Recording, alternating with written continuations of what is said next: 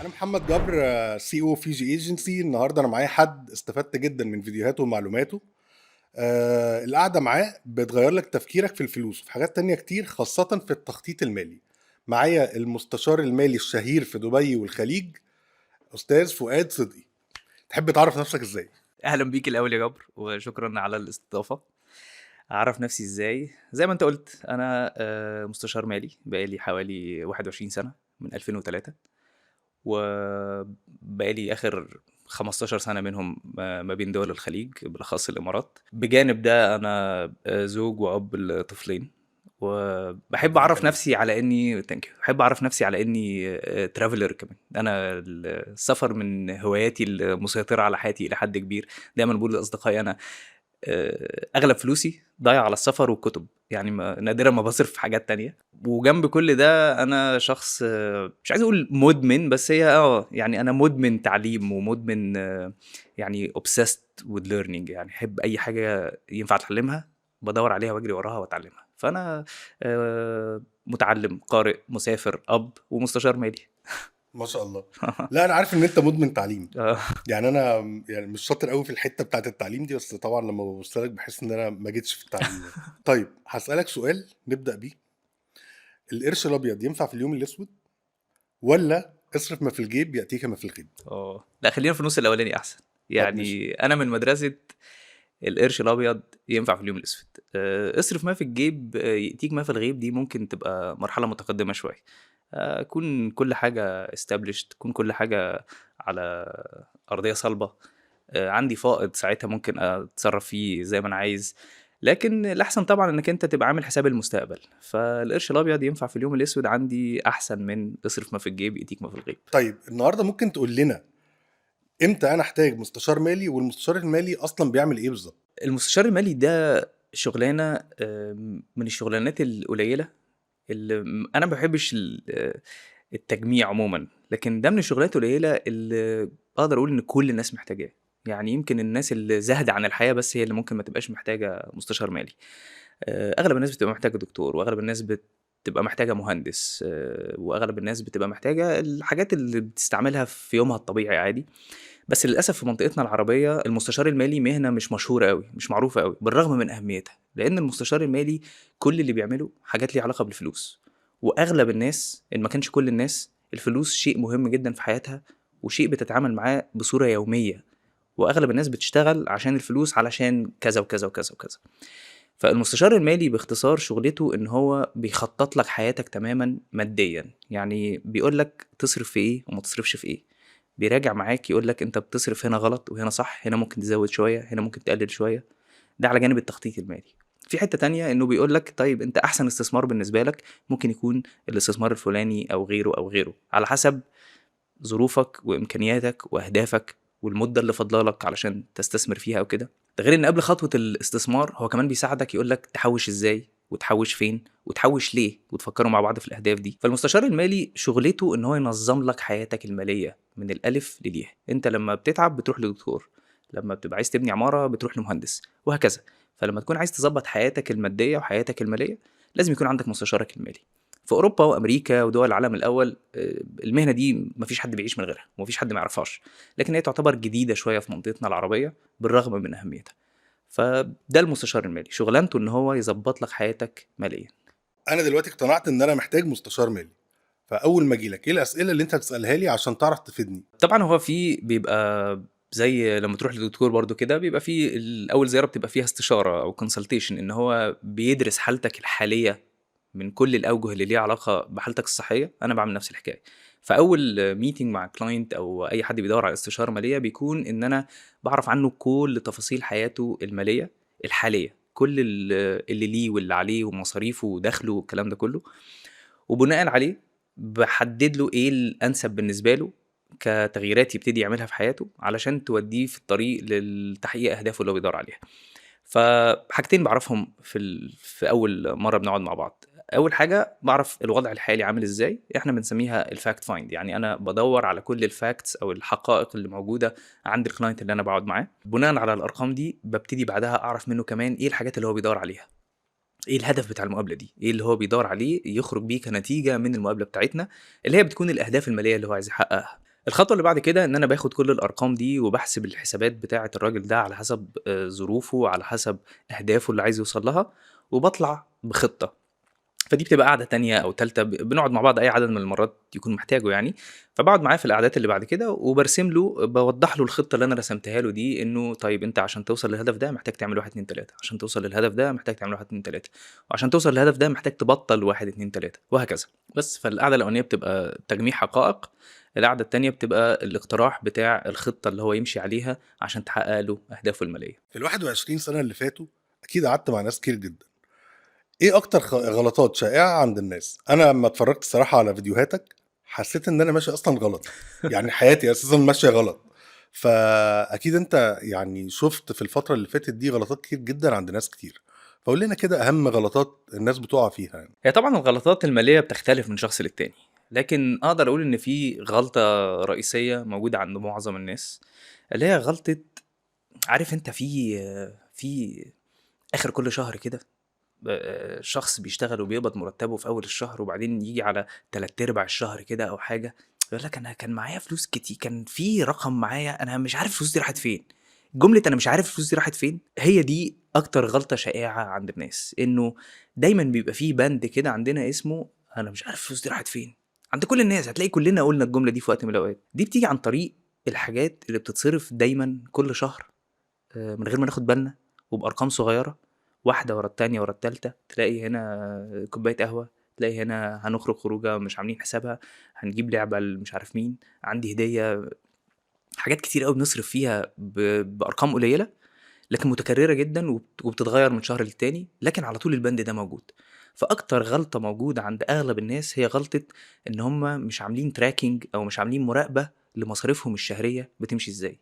وأنا عارف إن دي حاجة مش سهلة، يعني أنا عارف إن أنا عشان أركّز في كل مليم باخرّجه كل شهر بيروح فين وأكتب وأعمل budget والكلام ده كله، دي مش حاجة سهلة ومش حاجة لذيذة، بس هي مهمة جدًا، هي مهمة جدًا، لإنك أنت بتقبض رقم آخر الشهر عارف مصاريفك الأساسية، إيجار وأكل وشرب ومَيّة وكهربا والكلام ده كله، لكن دايمًا المفروض في amount كده، في رقم بيفضل، بس برضه ما بيفضلش، بيطير، فده بيطير في الحاجات اللي أنا باصرفها من غير ما آخد بالي منها. فدي حلّها دايمًا إنّك تعمل ميزانية، ودي مش حاجة سهلة، يعني it's easier said than done، يعني أنا عارف إن هو الكلام أسهل من التنفيذ، لكن لو أنت عندك المشكلة دي والمشكلة دي كبيرة وبتسأل نفسك السؤال ده كل مرّة، كل شهر الفلوس دي راحت فين، يبقى أنت شخص محتاج تعمل ميزانية وتلتزم بيها، ولو مش هتلتزم بيها على الأقل الميزانية هتوضّح لك الفلوس اللي بتتسرسب منك من غير ما تحس بتروح فين.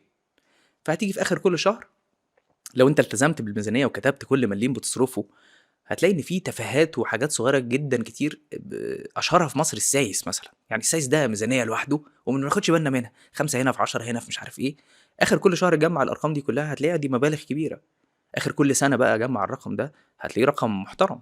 لو حسبت الأرقام دي على سنين بقى عمرك اللي فاضل لك من شغلك وكده، هتلاقي إن الفلوس اللي اتسرسبت منك في النثريات زي ما بنقول كده، دي ممكن تدخّل لك ابنك الجامعة تغطي مصاريف سنة مثلًا، اللي هي الفلوس اللي اتصرفت من غير ما آخد بالي.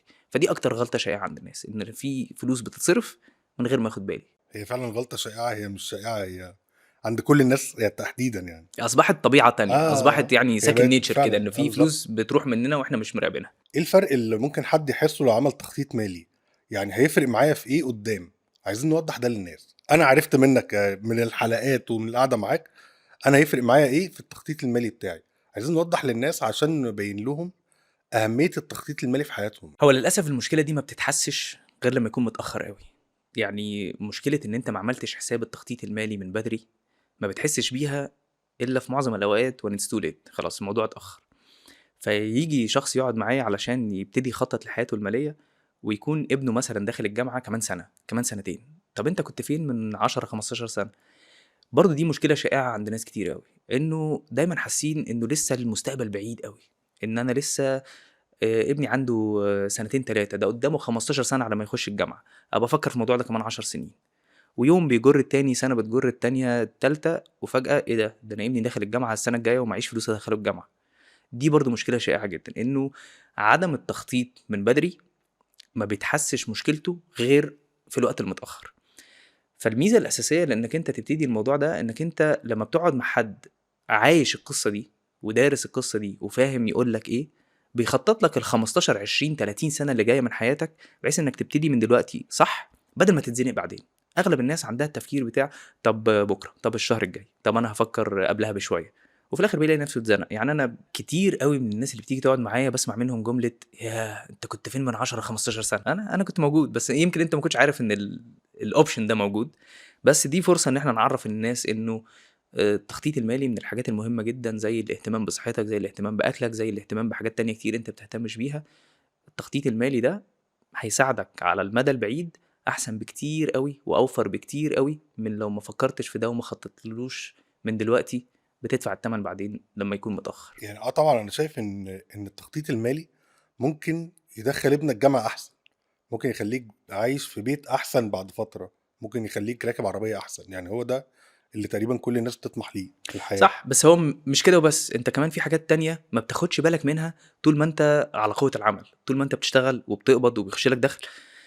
في حاجات ما بتعملش حسابها، زي مثلا طب انت النهارده بتشتغل وبيخش لك دخل، وبعد عدد معين من السنين انت الدخل ده هيقف، دخلك من شغلك هيقف، لكن انت مش هتموت تاني يوم. انت لازم تخطط للي باقي لك بعد كده، اللي هم بيسموه الجولدن ايج، انك انت النهارده بتشتغل وبيخش لك دخل، عند وقت معين مش هتفضل تشتغل طول عمرك، هتبطل شغل، لكن هيفضل سنين من عمرك لسه محتاج تعيشها والدخل ده مش موجود.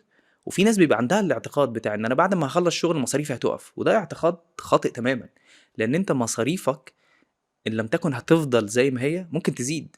خليني اسالك على الفيديو المثير للجدل اللي انت كنت عامله، بتاع احنا نحوش الاول بعد كده نصرف. بس طبعا الكومنتس جت اللي هو انتوا بتقولوا ايه؟ يا ريت تشرح لنا باستفاضه كده وبالراحه ازاي احوش وبعد كده اصرف. هو الفيديو ده معرفش ليه ممكن يكون يتفهم غلط شويه. يعني هو اغلب الناس طبعا في تعليقات ايجابيه كتير، وفي عدد من اللايكس رهيب، لكن في نسبه كبيره جدا من التعليقات كانت للناس يمكن تكون ما فهمتش الفيديو صح. هو الفيديو بيقول ايه؟ الفيديو بيقول انك انت الطريقه العاديه انك انت بتشتغل بيدخل لك دخل، وبعدين اول ما الدخل بيدخل لك بتدفع بيه كل مصاريفك والتزاماتك، بتدفع بقى كهرباء ونور وميه واكل وشرب وايجار والكلام ده كله. فانا قلت ان الطريقه دي غلط، لانك بالطريقه دي بعد ما تدفع كل مصاريفك اللي بيفضل لك في الاخر لو فضل لك حاجه بتحوشه. والطريقه دي غلط في التحويش، الطريقه دي مش صح. الطريقه الصح للتحويش هي انك تحوش الاول وبعدين تدفع مصاريفك والتزاماتك. بس واضح ان في فئه من الناس فهمت ان انا بقول انت تقعد تحوش دخلك كله، يعني يخش لك دخل اقعد حوش حوش حوش شهر في التاني في سنتين ثلاثه، وبعد لما تحوش ابتدي يصرف. طبعا انا ما قلتش كده خالص، او مش هو ده الهدف من الفيديو. الهدف من الفيديو انك انت تدفع لنفسك الاول. تدفع نفسك الاول يعني ايه؟ يعني انت بيدخل لك دخل وليكن 1000، هتشيل منه 10% على جنب، هتشيل منه 100 وتتصرف بالباقي. تدفع مصاريفك والتزاماتك، مش تطنشها، يعني ما تاكلش حق الناس، لا تدفعهم بس بعد ما تكون حوشت ال 10% دي. فالهدف من الفيديو ده انك انت تبتدي تحوش الاول، لانك لو حوشت او حولت التحويش للاخر غالبا مش هيفضل لك حاجه تحوشها. ده اكيد. دايما هيطلع لك مصاريف والتزامات وي وي وي وي، وفي الاخر هتحوش بواقي الفلوس او الفكه، او مش هتحوش خالص او يبقى عليك فلوس. لكن الصح انك انت تتعامل مع دخلك على ان هو ناقص، بلاش حتى 10%، 5%. ابتدي بواحده واحده لحد ما توصل لمرحله انك بتتعامل مع دخلك على ان هو ناقص 20%. خلاص، فبكده تكون بتحوش الاول وبعدين تدفع مصاريفك والتزاماتك. وهدف الفيديو ده مش انك انت تحوش سنتين ثلاثه وبعدين تدفعهم زي ما قلت، لا، هدفه انك انت اول لما الدخل يجي لك تشيل منه جزء على جنب، وبالباقي تدفع مصاريفك والتزاماتك بتاعت كل شهر. مش هتروح بقى للبقال والسايس والمكواجي وصاحب الشقه وكده وتقول له استنى سنتين ثلاثه خلص تحويش واجي لك. مفيش الكلام ده، انت تحوش جزء وتدفع الباقي. الناس فهمت ان انا بقول حوشه، بس ده مش لا هو صحيح. جميل عامه، لو هنحوش مش هندفع الباقي فده حلو اصلا. لا هو انا برضو عايز استغل الفرصه ان انا اقول للناس يا جماعه اتفرجوا على الحلقه صفر. يعني فكره الحلقه اه صفر دي كانت فكره عبقريه، اه عبقريه انا يعني. يعني سعيد جدا ان انت ذكرتها، انا ما كانتش على بالي خالص. لكن الحلقه صفر، انا اول لما ابتديت ابقى متواجد على السوشيال ميديا دايما كنت بتفرج على القنوات اللي قبلي او القنوات المشابهه او حتى القنوات المختلفه، ودايما بيبقى فيه الديبيت او الحوار او الخناقات اللي بتحصل في التعليقات على هو قال كذا وقصده كذا، طب ده معناه ايه، طب ده والناس بتخش في جدل كده في كل فيديوهات. على راي احمد مكي في اغنيه من الاغاني قال لك لو في فيديو السلحفاه بتاكل خس، واحد هيخش يقول لك لا حضرتك ده مش خس ده كرفس، فالتاني يقول له انت بتفهمش حاجه، فالتالت يخش يقول له انتوا بلدكم وتبتدي تقلب خناقه على ولا شيء. فانا حاولت بالفيديو بالحلقه صفر دي ان انا احاول على قد ما اقدر اتجنب الكلام ده كله. فانا عملت في الحلقه دي 6 بنود ال6 بنود دول باشرح فيهم واحدة، واحدة.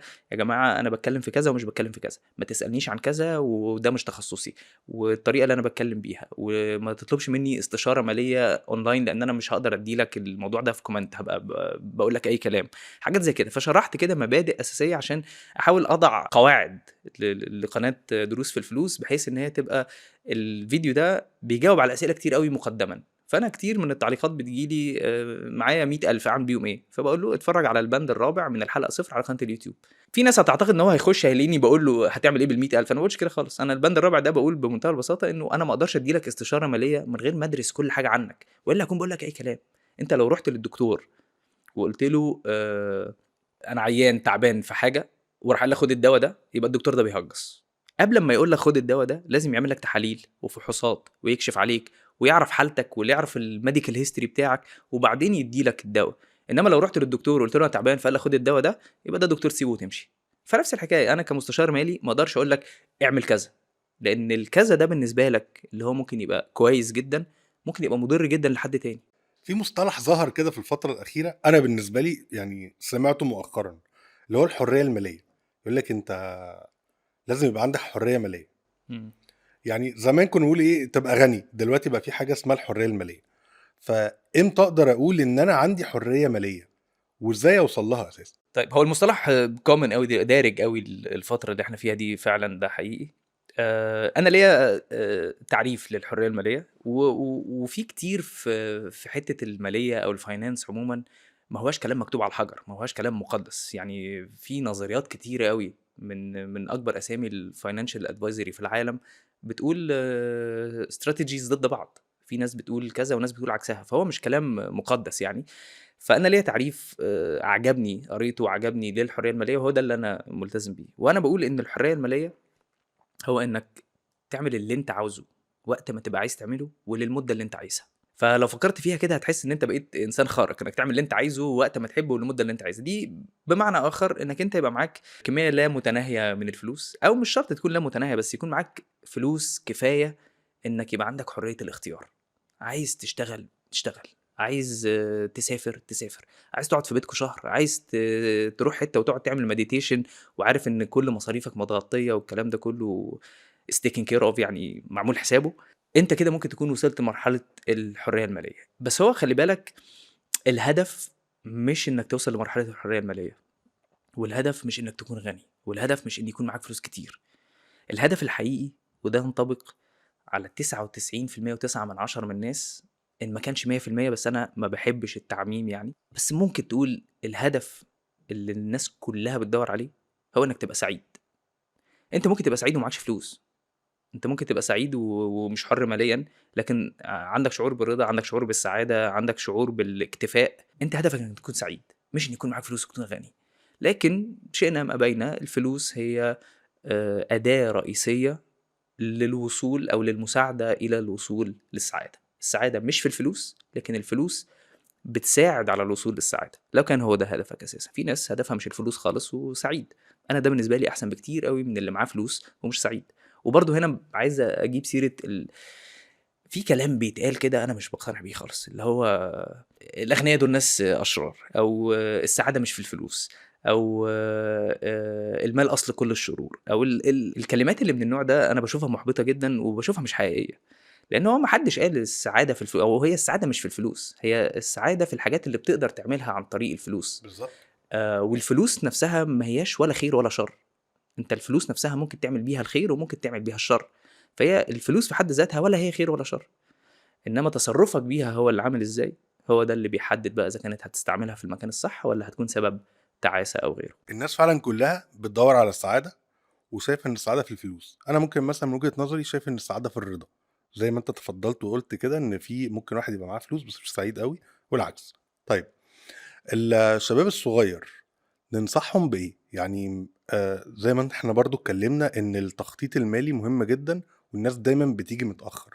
طيب خلينا نخاطب الشباب الصغير اللي في العشرينات اللي بيبدأ حياته، شوية مفاهيم هو يمشي عليها تحسن من وضعه المالي لما يكبر. هو مبدئيًا كده كون إنك أنت تكون شاب صغير أو في بداية حياتك ولسه هتبتدي وعندك فكرة عن التخطيط المالي، أو أنت واعي ماليًا آآ بالمفروض تعمل ايه الصح يعني، ده في حد ذاته يديلك ادفانتج، يديلك ميزه جامده جدا عن حد في النص التاني من حياته العمليه او في الاواخر.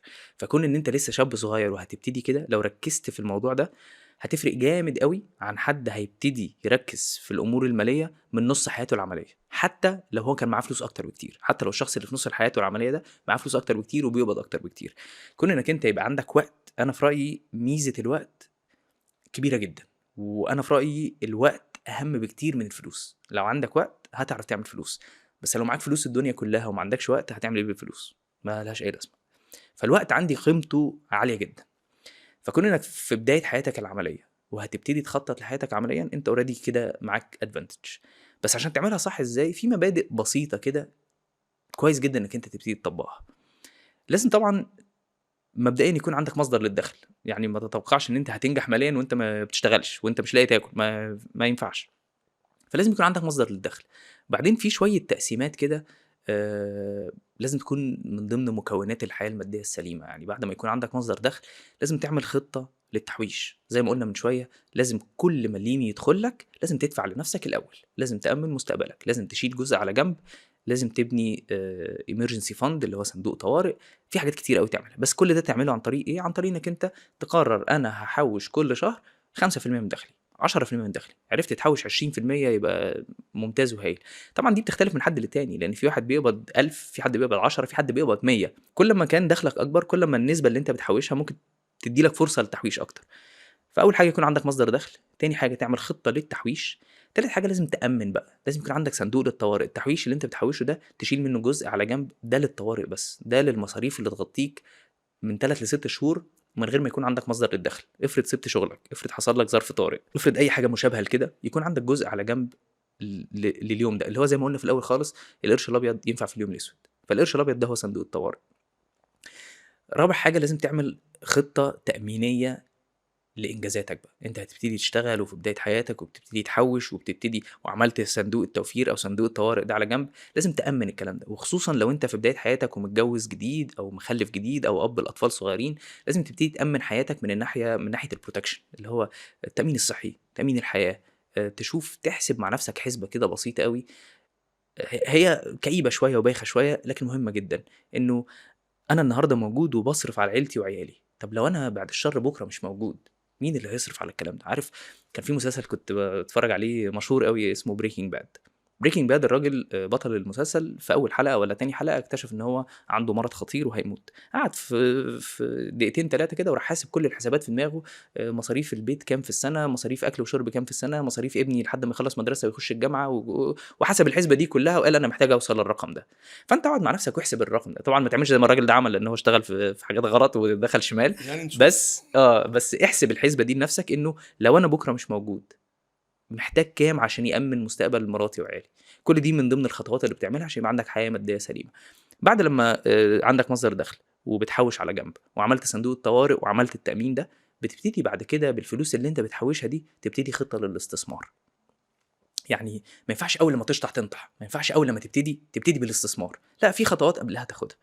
واهمها طبعا التحويش. يعني انا دايما بقول ان التحويش مهم جدا، وفي نفس الوقت بقول انه الناس اللي بتحوش وبس ناس خسرانه، لان التحويش وبس مش كفايه. لان التحويش جزء كبير منه بيروح في التضخم على حسب البلد اللي انت عايش فيها طبعا وكده. لكن كون انك انت بتحوش بس سواء في الخزنه ولا تحت البلاطه ولا في جمعيه، الكلام ده كله مش مناسب ليك، او مش مناسب. الكلام ده كله مش احسن حاجه تعملها كتحويش. الاحسن ان التحويش يكون بهدف الاستثمار. انما لو هحوش بس، فلوسي عماله بتخسر من قيمتها مع التضخم سنه بعد سنه بعد سنه. فانت الخطوه الاخيره بقى بعد كل اللي حكيناه ده، انك الفلوس اللي حوشتها دي تاخدها وتحطها في استثمار. والاستثمار ده هو اللي بيبتدي يزود لك فلوسك. انت لو حوشت بس، فلوسك هتزيد بمقدار الفلوس اللي انت بتحوشها كل شهر. انما لما تاخد الفلوس دي، يو كرييت كابيتال، بتكون راس مال، وتاخد راس المال ده تحطه في استثمار يجيب لك عائد، دي من الخطوات المهمه جدا اللي ممكن بعدها توصلك للحريه الماليه. انت عايز توصل لمرحله ان انت بيخش لك فلوس وانت نايم، ان فلوسك شغاله وبتجيب لك فلوس كانها عساكر عندك، مش شغاله في السوق وبتجيب لك فلوس. مش بس انت اللي لازم تكون موجود بنفسك في سوق العمل وفي الشغل وتجيب الفلوس، لازم تعمل حساب اليوم انه مش لازم يحصل لي حاجة مصيبة ومش قادر أشتغل، ده وارد طبعًا، لكن ممكن أنا خلاص عايز أريّح شوية، عايز أعمل حاجة مختلفة، عايز أشتغل عشان مزاجي أشتغل مش عشان مضطر أشتغل.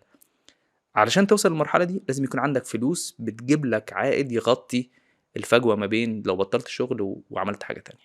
بما اننا جبنا سيره الاستثمار، خلينا نوضح للناس الفرق. انا طبعا عارف الفرق من حلقاتك، بس خلينا نوضح للناس الفرق ما بين ان انا احط فلوس في البنك او في الذهب او في الاستثمار اللي احنا بنتكلم عليه.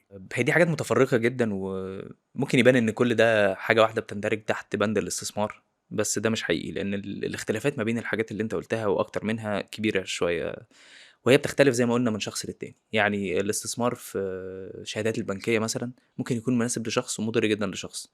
الاستثمار في الذهب نفس الحكاية، لو اعتبرنا ان دول استثمارات، لاني عندي تعليق على ده ممكن اقوله لك، وزائد الاستثمارات التانية كلها بانواعها. الفكرة انه في ناس كتيرة جدا ما تعرفش كم انواع الاستثمار المختلفة المتاح، وكل اللي هو عارفه انا باخد الفلوس بحطها في البنك وخلاص، او انا باخد الفلوس بحطها في جمعية، والجمعية دي طبعا ملهاش اي علاقة بالاستثمار خالص، هي طريقة من طرق التحويش لكن طريقة بايخة. انا ما بتبقى مهمة احيانا، بس في اغلب الاحيان انا بشوفها مش طريقة كويسة. او فاهم ان انا احط فلوسي في الذهب، طبعا غير بقى ان في العقار وفي الاستثمار في الاسهم والبورصه وفي انواع مختلفه كتيره من الاستثمار. الشهادات البنكيه بتكون مفيده لحد بيدور على دخل ثابت، بيدور على عائد، معاه مبلغ عايز يحطه في البنك ويطلع له دخل يمشي بيه حياته. بس دايما نفتكر انه الاستثمار في الشهادات البنكيه دايما بيبقى معاه مشكله، اللي هي مشكله القوه الشرائيه للفلوس. لانه في اغلب دول العالم الودائع البنكية والشهادات البنكية نسبة الفوائد اللي بتاخدها على فلوسك عادة بتكون أقل ولو 1 أو 2% من نسب التضخم، وفي بلاد تانية بيكون أقل ب10 و15% من نسب التضخم.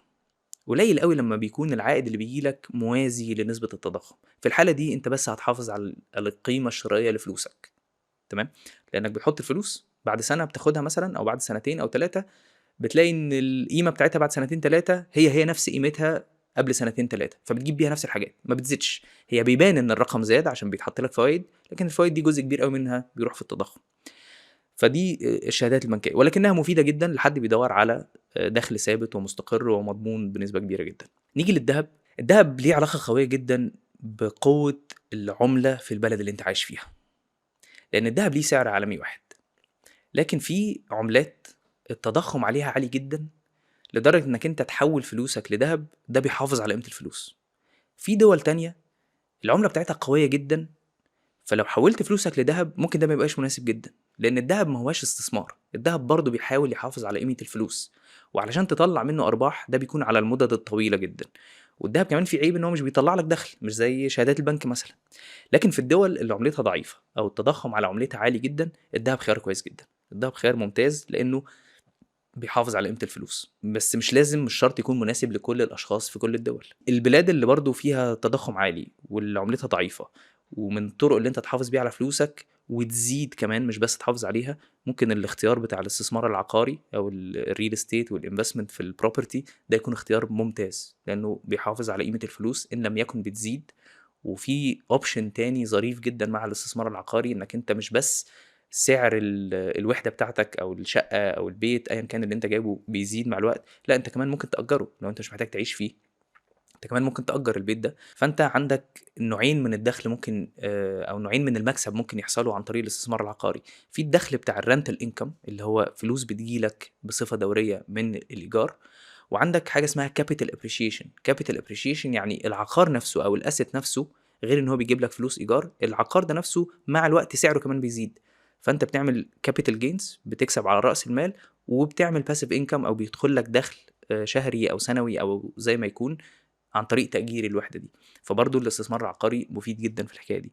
في استثمارات تانية كتيرة جدا، برضه من أشهرها الاستثمار في الأسهم والبورصة، البورصة عموما. الاستثمار ده كويس جدا، وأرباحه إن لم تكن أعلى من كل اللي فات دول فهي عالية جدا في أغلب الحالات، لكن المخاطرة فيه عالية أوي.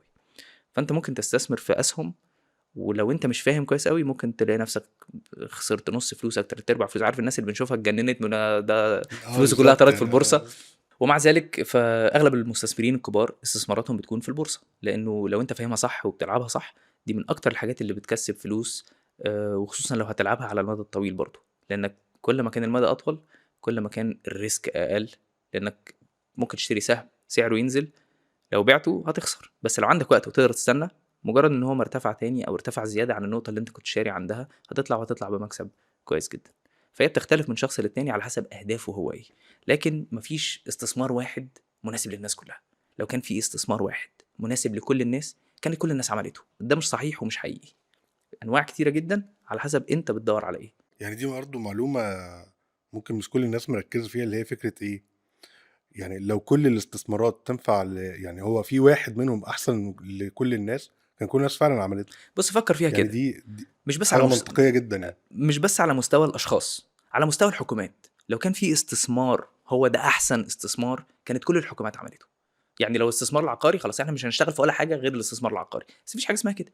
في مشروعات بقى صناعيه وتجاريه، وفي عقارات، وفي ذهب، وفي استثمار في صناديق الاستثمار، وحتى في الشهادات البنكيه والسندات وفي الاسهم. كل دي اختيارات متاحه لكل حد على حسب المناسب ليه، انما مفيش استثمار واحد بس هو ده المناسب للكل. وانا دي بتجنني لما اشوف حد طالع في التلفزيون او في اي برنامج وبيتكلم عن الاستثمار ويقول لك احسن استثمار هو الاستثمار العقاري. ده كلام فارغ. الاستثمار العقاري استثمار ممتاز وهايل، بس مش لكل الناس. او يطلع واحد يقول لك اللي مش هيشتري ذهب دلوقتي ده هو حر. احسن حاجه في الدنيا الذهب عمره بيخسر. ده كلام فارغ، لان الذهب من 2011 ل 2015 16 خسر 40 و50%.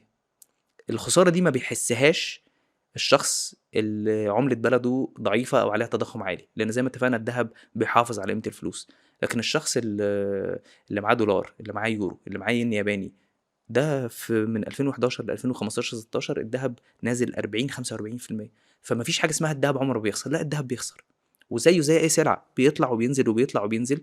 في أغلب الأحيان وعلى المدى الطويل بيكون كسبان، زيه زي البورصة، وزيه زي صناديق الاستثمار، وزيه زي أغلب الاستثمارات اللي أنت محتاج تستنى عليها شوية لحد ما تاخد عائد منها محترم.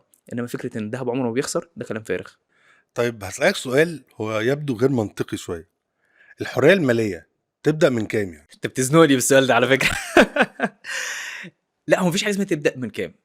يعني أنا ما أقدرش أقول لك رقم، يعني ما أقدرش أقول لك ب 10 ب 50 ب 100، ما أقدرش أقول لك كده. الحرية المالية بتبدأ لما توصل عند المرحلة اللي أنت معاك فلوس فيها تغطي كل احتياجاتك لو بطلت شغل من بكرة ومش عايز حاجة من حد.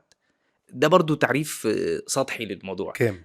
كام برضو انت مصر على رقم؟ طب كام بايه بقى؟ عشان بالجنيه، انا بحط بالدولار، لنفسي باليورو بقى؟ تارجت عايز يعني تحط لنفسك بالدولار. تارجت؟ ما هو على حسب. اصل يعني ممكن واحد يوصل للحريه الماليه بمليون، واحد ما يوصلش للحريه الماليه ب50 مليون.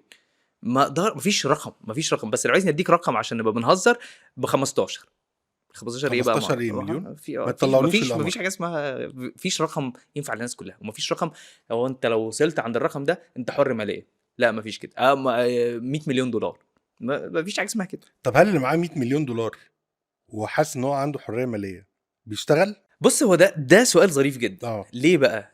لانه انت في عندك مجله فوربس بتطلع القائمه بتاعت اغنى ناس في العالم وبيشتغلوا في ايه وعندهم كام والكلام ده كله. مفيش ولا واحد من اغنى 100 واحد في العالم ما بيشتغلش.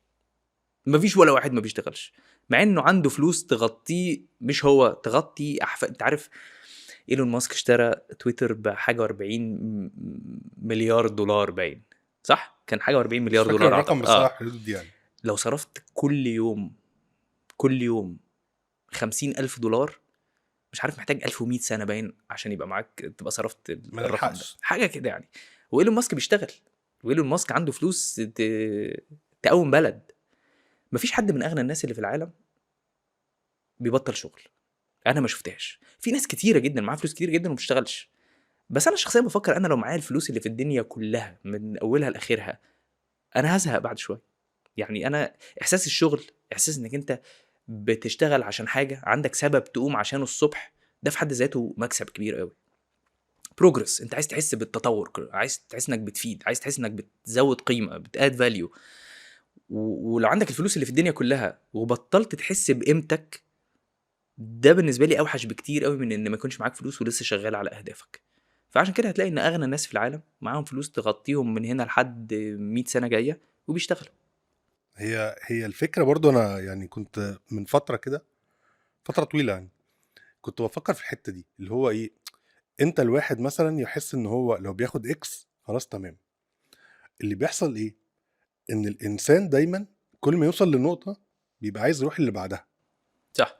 ما هو ده يعني ده احساس البروجرس اللي انا قلت لك بالظبط. عليه. انت بيبقى عندك بيربس، بيبقى عندك هدف تصحى عشانه وتعمل اللي بتعمله. بس خلي بالك كل الناس اللي على قمه الجبل، اللي هو ال 1% of the 1% of the 1% من اغنياء العالم دول، اللي بيحركهم مش الفلوس، ما هي الفلوس اوريدي معاهم. اللي بيحركهم ان هم عايزين يزودوا قيمه، يزودوا قيمه، يبقى ليه في بيربس عندهم، في هدف عندهم عايزين يوصلوا له، في فاليو، بيزودوا فاليو للبشريه كلها. هم وصلوا للمستوى اللي هو انا هسيب بصمتي اللي التاريخ يفتكرها مئات السنين بعد ما اموت ازاي. انما مش بيدور على انا عايز ازود دخلي $10,000 من هنا و50 دولار. مش بيدور على الحاجات دي. الناس دي عندها فلوس، لو حطيتها في البنك وخدت نص في المية ارباح، الارباح دي مليارات الدولارات، ملايين الدولار، مئات الملايين من الدولارات. فهو هدفه ما بيبقاش عند توصل عند مرحله معينه هدفك مش الفلوس، هدفك حاجات تانية خالص. وفي ناس وصلت لمرحله إن الفلوس اللي خلاص انا ممكن اقعد في بيتنا. بس هيزهق، يعني هيقعد يعمل ايه؟ افتكرت النقطه اللي كنت عايز اقولها لك ونسيتها. لما بتوصل لمرحله انك انت معاك فلوس لا متناهيه، مش مش الساتسفاكشن بتاع ان انا غني، بس الساتسفاكشن بتاع قوه الاختيار. انا عندي اختيار ان انا عايز اشتغل عشان انا عايز اشتغل، مش عشان انا مضطر ان انا اشتغل. وهو ده اللي الناس دي بتعمله. في فيديو مهم من فيديوهاتك كنت بتتكلم على التقسيمة بتاعت الفلوس بتاعت الدخل، وازاي تشيل ايه وتحط ايه ومش عارف ايه والكلام ده. فكلمنا اكتر عن الحلقة دي لان انا شايف ان هي من اكتر الحلقات المفيدة للناس كلها. هو الفيديو ده برضو من الفيديوهات اللي عملت لغط كده بسبب اختلاف المعايير الاقتصادية عند الناس، بسبب اختلاف حجم الدخل ما بين شخص والتاني وما بين بلد والتانية. فانا عادة في فيديوهاتي بحاول على قد ما اقدر ان انا اتجنب ان انا اكون بتكلم عن عملة معينة. فانا دايما هتلاقيني بقول لو صرفت 5000 او لو قبضت 10000 او لو اشتريت حاجة ب 8000. ما بقولش 8000 ايه، جنيه ولا دولار ولا يورو، لان انا بكلم كل الناس اللي بتتكلم عربي في اي بلد في العالم. فبحاول على قد ما اقدر ان انا اتجنب ان انا اذكر عمله معينه. ولو هضطر اتكلم عن عمله فانا بتكلم عن الدولار لانها العمله العالميه. الفيديو اللي سالتني عليه ده انا كنت بتكلم فيه عن تقسيمه الدخل. وبقول اول مره عملت الفيديو ده قلت لو انت هقول لك تقسيمه دخلك تتقسم ازاي وبالارقام. فبقول لو افترضنا ان انت بتقبض 5000، ولا حددت 5000 جنيه ولا دولار ولا يورو ولا ايه، بس بقول لو انت بتقبض 5000 يبقى منهم 2000 لكذا و1000 لكذا و3 لكذا وهكذا. فلقيت كميه تعليقات داخله تقول لي 5000 هو انت عايش فين؟ هو في حد بيقبض 5000؟ دول ما بيجيبوش عيش، دول ما بيجيبوش مش عارف ايه، ده ما بيكفوش ولا حاجه، هدفع ايجار منين؟ فحسوني ان انا بتكلم في الثلاثينات. بعدها بفتره رحت عامل فيديو تاني ورحت قايل نفس الكلام، بس بدل ما اقول لو بتقبض 5000 قلت لو بتقبض 10000. دخل عكس الناس الاولين دول كلهم، دخلوا يقولوا لي 10000، طب قبضني 7 بس وانا اشتغل لك اللي انت عايزه. هو في حد بيقبض الارقام دي؟ هو في حد؟ فانا عايز اقول للناس دي يا جماعه الاختلافات في مستويات الدخل مش طبيعيه ولن تتخيلها. وانا مش بكلمك انت بس، يعني خلينا اكلم المشاهد. انا مش بكلمك انت بس، انا بكلم ملايين الناس اللي بتتكلم عربي في بلاد تانية كتيره جدا بمختلف مستويات دخلها. فاللي عايز اقوله لك انه مش اللي ينطبق على واحد ينطبق على التاني ولا على العاشر. انا عندي كلاينتس بتوعي، انا طبعا بشتغل في دبي في الامارات. انا مقيم في الامارات بقالي 15 سنه، وبتعامل مع الدخل المتوسط بتاع الشخص اللي بيشتغل في الامارات. فانا عندي كلاينتس بقعد معاهم بيقبضوا من اول 3 و4000 دولار في الشهر، لحد مثلا انا عندي كلاينت بيقبض فوق ال 100000 دولار في الشهر واكتر من كده كمان. بس انا بخاف اقول الحاجات دي، الناس تفتكرني بقول اي كلام او ما يصدقوش ان في حاجه زي كده او يحبطوا. لكن لا، انا عندي كلاينتس بتقبض 100 و200 الف دولار في الشهر. فالفروقات ما بين الرقمين كبيره جدا. مش شرط انك انت مش هو ده اللي حاصل لك يبقى مش حاصل لاي حد تاني. لا، في ناس بتقبض كده وفي ناس بتقبض كده. والملاحظه بقى اللي ممكن تستغربها ان ده مزنوق وده مزنوق. يعني انا عندي كلاينت معين في دماغي، ده دخله الشهري 734 الف درهم، مليون الا ربع درهم في الشهر. الراجل ده مزنوق. يعني طبعا هو مزنوق على مستواه، لكن برضه مزنوق. فده مزنوق وده مزنوق. وزي ما في مصر، بلد مصري عندنا بيقول لك ايه، كل برغوت على قد دمه. فده مزنوق على مستواه وده مزنوق على مستواه. خلينا نتكلم عن الثراء الوهمي، الكريدت كارد. اه. حاجة مرعبة بالنسبة يعني انا شخصيا بالنسبة لي مرعبة الكريدت كارد دي. وناس كتير جدا في نفق الكريدت كارد او في بير الكريدت كارد مش عارف تطلع منه. بص، هو قبل ما نتكلم عن الكريدت كارد لان ده قصه لوحده، لازم نفرق كويس قوي ما بين الكريدت كارد والديبت كارد. الكريدت كارد اللي هي بطاقة الائتمان، والديبت كارد اللي هو بطاقة الخصم المباشر. وفي ناس كتير قوي الاتنين دول عندهم حاجة واحدة ومش حاجة واحدة. وفي ناس بتسميهم اسامي غلط، وده بيلخبط خصوصا لو انت هتسافر بره وكده. يعني يقول لك ايه، دي بطاقة المشتريات، او انا عايز ادفع بالفيزا، او كل دي تسميات غلط. هو كريدت كارد وديبت كارد، وبتختلف من بلد لبلد بصراحه. يعني انت مثلا تبقى في امريكا يقول لك هتدفع ازاي، يقول لك دي وانا باي كاش اور بلاستيك مثلا. فبلاستيك ده يعني هتدفع بكريدت كارد. في الامارات ما انا اكتر حاجه منتشره كاش اور كارد. هنا في مصر ما بيقول لك كاش ولا فيزا. مفيش حاجه اسمها فيزا. هو فيزا دي شركه من الشركات اللي بتوفر الخدمه. دي معلومه جانبيه سطحيه يعني، لكن هتفرق ان انت ممكن تسافر بلد في اوروبا بيركزوا في الحكايه دي شويه، انه في اماكن بتقبل ماستر كارد وما بتقبلش فيزا، او العكس. فلو رحت قلت له انا عايز ادفع بالفيزا، حتى لو انت الكارت اللي في ايدك ده ماستر كارد مش فيزا، ممكن يقول لك لا ما عنديش. هي بتفرق في حاجات بسيطه. لكن حتى في الكويت كنت بقابل كلاينتس في الكويت بيقول لك تدفع كاش ولا كينات. فهي كل بلد ليها التسميه بتاعت الكريدت كارد، بس هو في الاخر اسمه كريدت كارد. ايه هو بقى الكريدت في كارد؟ السعوديه يقول لك شبكه. شبكه. ما هي كينات اللي هي كويت نتورك اه للكريدت كارد، نفس الفكره.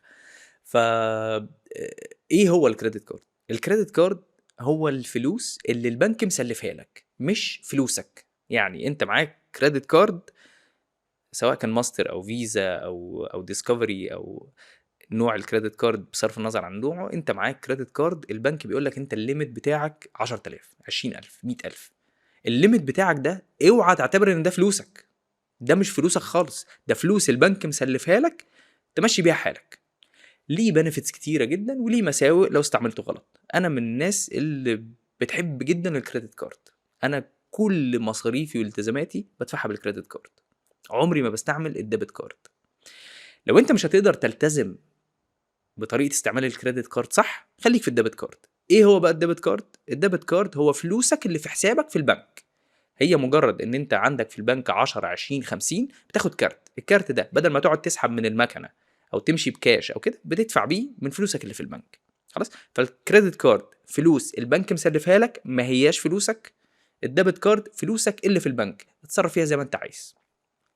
هتتعامل مع الكريدت كارد على ان دي فلوسك، هتودي نفسك في داهيه. الطريقه الصح لاستعمال الكريدت كارد، وانا دايما بشجع الناس على انها تستعمل الكريدت كارد مش الديبت كارد، لانه ليه بنفيتس كتير قوي، ليه مزايا كتيره جدا. بيفك زنقه، بيعلي لك الكريدت سكور او الاي سكور اسمه في مصر، اللي هو تقييمك الائتماني عند البنك المركزي. وده مفيد جدا لكذا سبب، لو حبيت تاخد قروض، لو حبيت تدفع فوائد اقل، وليه فوائد كتيره جدا.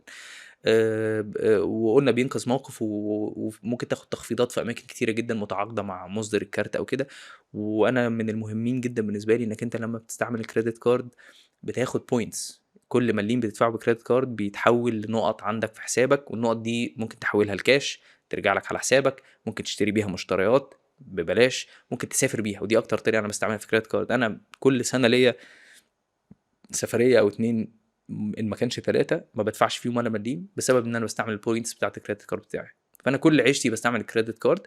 بس في شرطين مهمين قوي.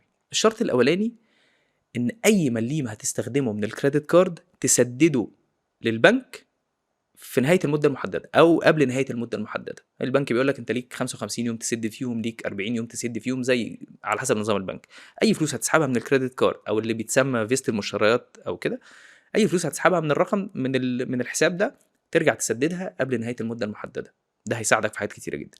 الشرط الثاني انك تتعامل مع الكريدت كارد ايا كان الليميت بتاعك ايه. ان شاء الله يكون الليميت بتاعك مليون، تعامل مع الكريدت كارد ان الفلوس اللي فيه قد او اقل من الفلوس اللي فعليا في حسابي في البنك. فما تشتريش حاجات ازيد من اللي انت كنت هتشتريها لمجرد ان الليميت بتاعك عالي، او ما تشتريش حاجات بفلوس ازيد من الفلوس اللي معاك. يعني انا دايما بقول كده، ما تصرفش فلوس من قبل ما تقبضها، اصرف الفلوس اللي معاك حسابها في البنك. فادفع كل الحاجات على قد فلوسك اللي في البنك كام، بس ادفعها عن طريق كريدت كارد عشان تاخد بوينتس وتزود الكريدت سكور بتاعك وتاخد المزايا بتاعته وهكذا. وقبل اخر الشهر ما يخلص تسد من ده تحط في ده. تمام. ده الكريدت كارد. الكريدت كارد هو وسيله من وسائل انك بتستلف من حد. بس السلف ده مفيد بالنسبه لك، وسيله من وسائل انك انت دي ديون عليك، لكن الديون دي مفيده بالنسبه لك بس لو استعملتها صح. هي الغلطه دايما ان الناس بتشوف الفلوس اللي في الكريدت كارد ان هي بتاعتها فعلا، لا ما ده مش بتبقاش صح. متغطيه في الديبت. لا هي ده مش بتبقى صح. يعني فلوس جات لي من الهوا اشتري بيها اي حاجه. لو عملت كده الديون هتتراكم عليك، بالظبط. هتحس ان دي فلوسك فبتصرف منها وبعدين ما تسددهاش، فتقبض الشهر اللي بعده فتسدد اللي عليك في الشهر اللي فات، فتبتدي الشهر بالسالب، فتخش في دوامه من الديون ما بتخلصش بسبب انك اتصرفت بالجود ده اتصرفت فيه بطريقه غلط، تحول الى باد ديت، بقى دين سيء.